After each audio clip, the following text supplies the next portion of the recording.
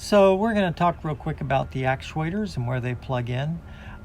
Here you have the intake side, return side, via valve A and valve B. And these are in case you have two other valves controlling water flow for fountains or something else.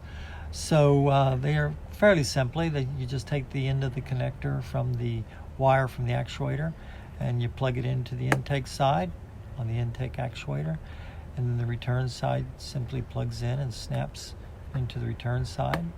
And what we mean by suction side or intake side and the return side is these little boxes down here. So this one here is going to be your intake side. It's being drawn into the front of the pump, and this is the water going in from the pool. And then the one over there by the heater is going to be the return side.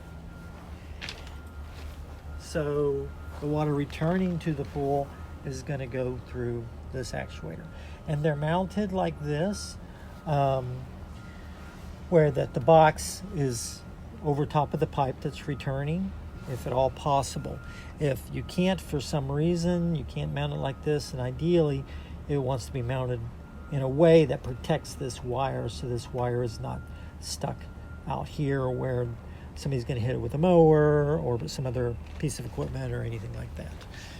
So these are set up just great, and this one here typically does not need to be adjusted.